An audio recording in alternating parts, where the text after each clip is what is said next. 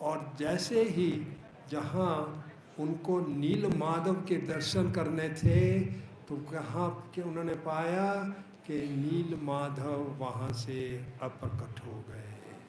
तो इतने दुखी थे वो कि मेरा जीवन नील माधव के सिवा बगैर कुछ भी नहीं है, मैं तो प्राण त्याग दूंगा। उसी रात नील माधव स्वप्न में आए और कहने लगे, महाराज इंद्रद्युम्न, अभी समय आ गया है, मैं एक और रूप में सेवा चाहूँगा। अभी आप नील माधव के रूप में मुझे नहीं देख पाएंगे। मेरा रूप जो है जगन्नाथ, सुभद्रा और बलदेव जी के रूप में आएंगे। और कहानी काफ़ी लंबी है पर मैं बहुत संक्षेप में सुना रहा हूँ। तो महाराज इंद्रद्युम्न के प्रयासों से विश्वकर्मा ने जगन्नाथ जी, सुभद्रा बलदेव के विग्रह तैयार कर दिए। और जब भी मंदिर का उद्घाटन होना चाहना, प्राण प्रतिष्ठ होने थे, तो स्वयं इंद्रद्युम्न महाराज ब्रह्मलोक तक के, सत्यलोक, हाईएस्ट प्लैनेट, ब्रह्मा जी को बुलाने के लिए कि आप आके प्राण प्रतिष्ठ करिए विग्रह का। तो स्वयं ब्रह्मा जी आए और उन्होंने आकर जगन्नाथ, सुभद्रा और बलदेव जी का प्रतिष्ठ किया। ब्रह्मगिरी पर तपस्या की थी ब्रह्मा जी ने। और ये सतयुग में ये ज्येष्ठ मास की जो पूर्णिमा है, उसी दिन उनका प्रतिष्ठ उत्सव मनाया गया। और ये उसी के स्मरण में हर वर्ष स्नान पूर्णिमा, जो देव पूर्णिमा या देव स्नान भी कहलाती है, मनाया जाता है।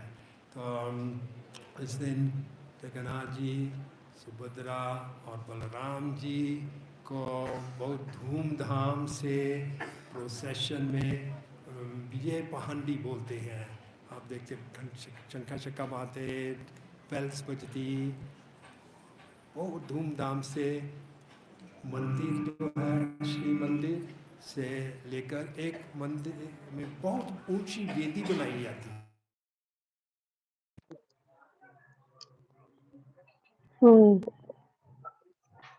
बढ़िया बढ़िया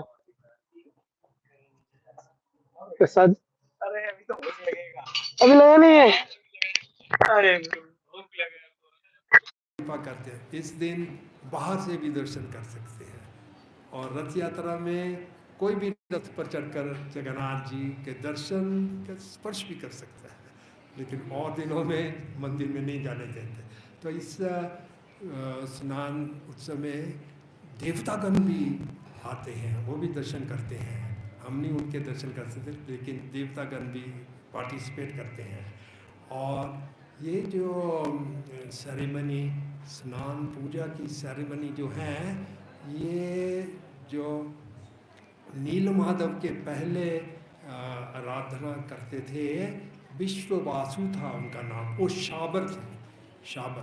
शाबर के जो कुल में जो हैं, और विद्यापति उसकी पत्नी ललिता थी।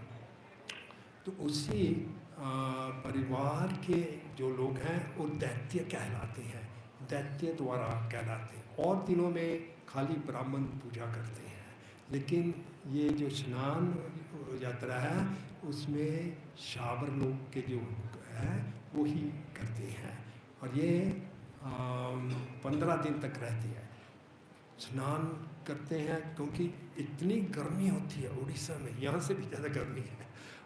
तो जगन्नाथ जी यहाँ में नर लीला करते हैं और उनको शीतल करने के लिए बहुत जल, 108 जल मटकों से, सोने के मटकों से जल, गंगा जी का जल और परिसर में भी कुछ जल है कुएं का, उससे स्नान किया जाता है ताकि वो शीतल हो जाए। बहुत सुगंधित जल होता है, बहुत प्रेशियस उसमें जूस होते हैं।